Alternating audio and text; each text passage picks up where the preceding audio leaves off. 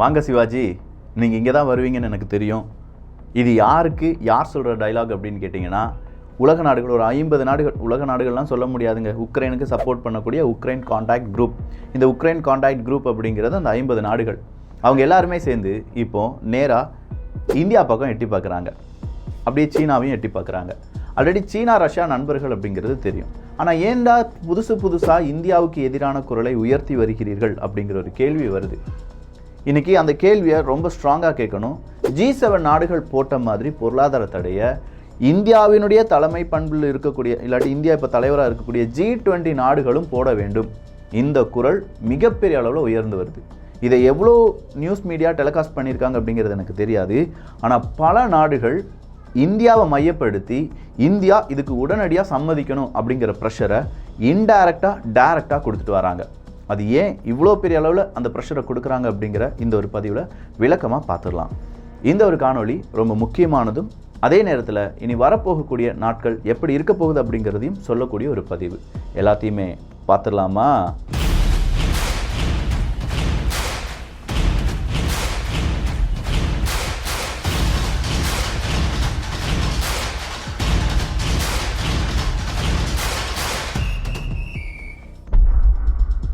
முதல் விஷயம், ஜெலன்ஸ்கி அவர்கள் சொல்லியிருக்கிறது தான், நாங்கள் சீனா கூட பேச விரும்புகிறோம்.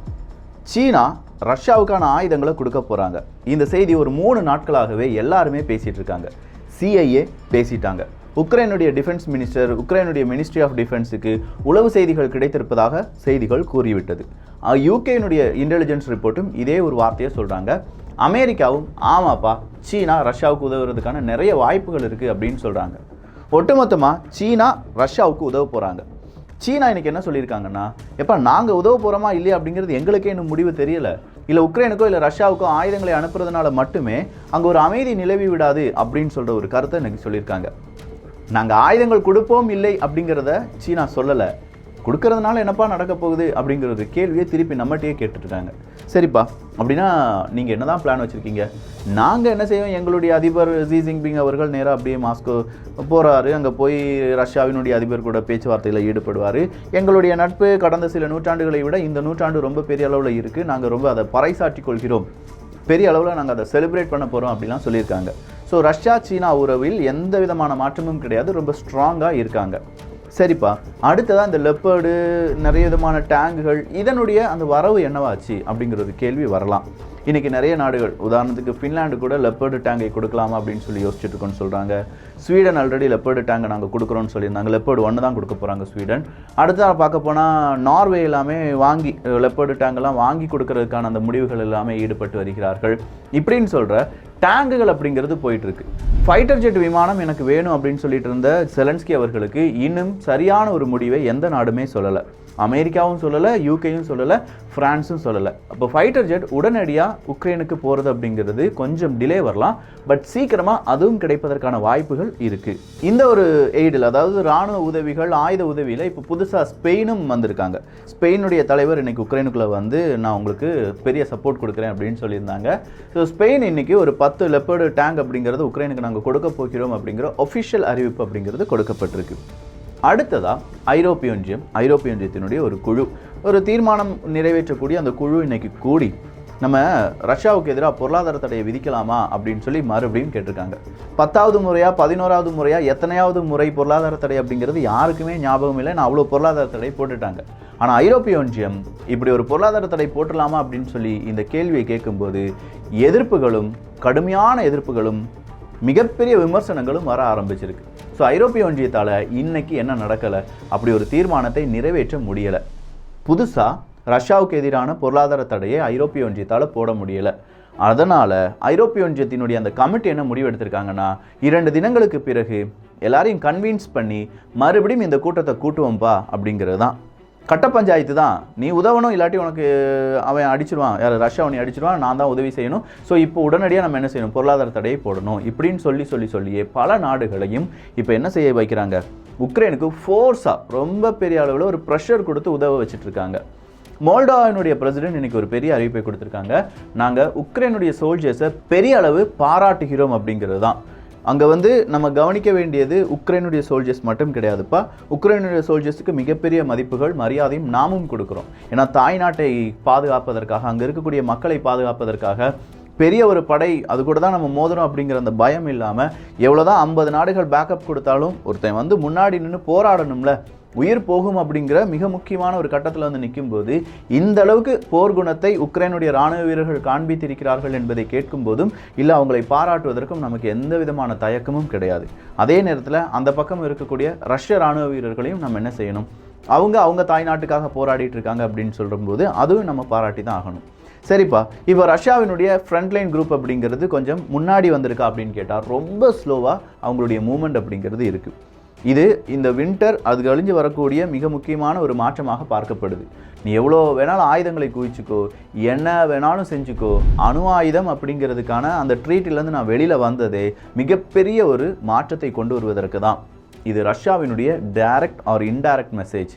டைரக்டாக அமெரிக்காவுக்கு மெசேஜ், இன்டைரக்டாக உக்ரைனுக்கு மெசேஜ். டைரக்டாக எப்படி ரஷ்யா அமெரிக்காவுக்கு இந்த மெசேஜை கொடுத்தாங்க, நியூ ஸ்டார்ட் அப்படிங்கிற அக்ரிமெண்ட்லேருந்து வெளியேறினதில். இன்டைரக்டாக எப்படி இந்த மெசேஜ் உக்ரைனுக்கு போகும், வேறு ஒன்றுமே இல்லை, அவங்களுடைய சார்மாட் அப்படிங்கிற நியூக்ளியர் வெப்பன் எல்லாத்தையுமே நாங்கள் எங்களுடைய படையில் சேர்க்க போகிறோம் அப்படிங்கிற அறிவிப்பு தான். ஓரிரு வாரங்கள் இல்லாட்டி மாதங்களில் இந்த நியூக்ளியர் வெப்பன் அப்படிங்கிறது எங்களுடைய படையில் இணைக்கப்படும், இந்த செய்தியை ரஷ்யா சொல்லியிருக்காங்க. ஸோ இப்போ நடக்கக்கூடிய சமகால நிகழ்வுகளில் இந்த நிகழ்வு ரொம்ப முக்கியமானது.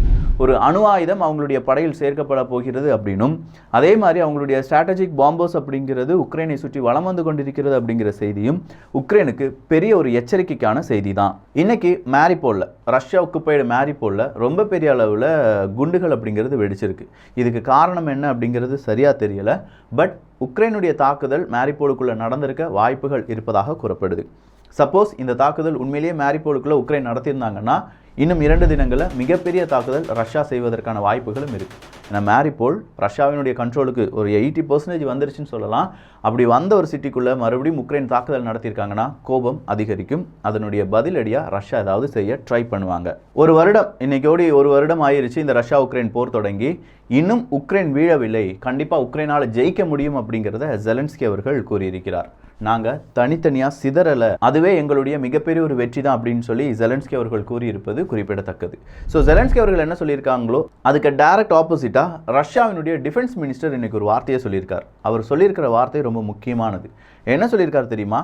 மேற்குலகங்கள் இணைந்து ரஷ்யாவை துண்டு துண்டாக மாற்றுறதுக்கு ட்ரை பண்ணிட்டு இருக்காங்க. ஆல்ரெடி சோவியத் யூனியன் ரஷ்யாவை போட்டு தள்ளிட்டாங்க. இப்போ ரஷ்யாவையும் துண்டு துண்டாக மாற்றி ஒட்டுமொத்தமான உலகத்துக்கு எதிரான ஒரு நாடாக ரஷ்யாவை காண்பிப்பதற்கான ப்ரொஜெக்ட் பண்ணுறதுக்கான ஒரு வேலையில் வெஸ்ட் அப்படிங்கிறது ஈடுபட்டு இருக்கு. இது தெரிந்ததுனால தான் எங்களுடைய இராணுவ வீரர்கள் எங்களுக்காக போராடிட்டு இருக்காங்க. இப்படி மட்டும் அவங்களுக்கு உண்மையெல்லாம் தெரியாமல் இருந்துச்சுன்னா கண்டிப்பாக ரஷ்யா என்றைக்கோ தோற்றுருக்கும். பட் ரஷ்யாவை பேட்டில் ஃபீல்டில் நீங்கள் தோற்கடிக்கலாம் அப்படிங்கிறது எங்களுடைய இராணுவ வீரர்கள் கடைசியாக ஒருத்தர் இருக்கிற வரைக்கும் முடியாத ஒரு விஷயம் அப்படிங்கிற ஒரு வார்த்தையை இன்னைக்கு இந்த டிஃபென்ஸ் மினிஸ்டர் சொல்லியிருக்கார். ரஷ்யாவினுடைய டிஃபென்ஸ் மினிஸ்டர், உக்ரைனுடைய ஜெலன்ஸ்கி அவர்கள், இவங்க எல்லாம் சொல்கிறதுபடி பார்க்க போனால் ஒரு நாட்டை துண்டு துண்டாக மாற்றினாதான் எதிரியால் ஜெயிக்க முடியும். இதை நம்ம நாட்டுக்குள்ளே இருந்து யாரெல்லாம் என்ன செஞ்சுட்டு இருக்காங்க அப்படிங்கிறத உங்கள் கையிலேயே நான் கொடுத்துட்றேன். எப்படிலாம் நம்ம நாட்டை பிரிக்கிறாங்க, அதை வச்சு எப்படிலாம் அரசியல் பண்ணுறாங்க அப்படிங்கிறத யோசித்து அதுக்கு தகுந்தது மாதிரியான முடிவுகளை நீங்களும் எடுத்துக்கொள்ளலாம். அடுத்ததாக ஐநா சபையினுடைய பாதுகாப்பு கவுன்சிலில் அமெரிக்கா, யூகே மற்றும் உக்ரைன் இவங்க 3 பேரும் சேர்ந்து ஒரு ரெசல்யூஷனை கொண்டு வந்திருக்காங்க. ரஷ்யாவுக்கு எதிரானது தான். உடனடியாக ரஷ்யா உக்ரைனை விட்டு வெளியேறணும். இதை ஐநா சபை பாஸ் பண்ணுறதுக்கான வாய்ப்புகள் அதிகரித்திருக்கிறது. நிறைய நாடுகள் இதுக்கு எதிராக வாக்குகள் செலுத்துவார்கள் அப்படின்னு பார்த்தா கிடையாது. ஸோ இந்த ஒரு ஓட்டெடுப்பு அப்படிங்கிறது இந்த ஒரு கூட்டணிக்கு கிடைக்கக்கூடிய அடுத்த ஒரு பலமாக இல்லாட்டி ஒரு வெற்றியாக பதிவு செய்யப்படும். அது சீக்கிரமாக நடப்பதற்கான வாய்ப்புகளும் இருக்குது. அடுத்த ஒரு அப்டேட் வேர்ல்டு ட்ரேட் ஆர்கனைசேஷன் தான். இந்த வேர்ல்டு ட்ரேட் ஆர்கனைசேஷன் அப்படின்னு சொல்லும்போதே நமக்கு எல்லாருக்குமே தெரிஞ்ச விஷயம் தான். உலகத்தில் நடக்கக்கூடிய அனைத்து விதமான வியாபாரங்களையும் கண்காணிக்கக்கூடிய ஒரு அமைப்பு. இந்த அமைப்பு என்ன சொல்லியிருக்காங்கன்னா, ரஷ்யா உக்ரைன் போர் அப்படிங்கிறது ட்ரேடை, வேர்ல்டு லெவலில் இருக்கக்கூடிய ட்ரேடை பெரிய அளவில் பாதிக்கலை, நம்ம நினைச்ச அளவுக்கு இது பாதிப்பை ஏற்படுத்தலை அப்படிங்கிற ஒரு தெளிவான விஷயத்த சொல்லியிருக்காங்க. ஸோ வேர்ல்டு ட்ரேட் ஆர்கனைசேஷனுடைய இந்த கருத்து வேர்ல்டு பேங்க் சொன்ன கருத்துக்கும் தோராயமாக அப்படியே போகுது, ஜாயின் பண்ணுது.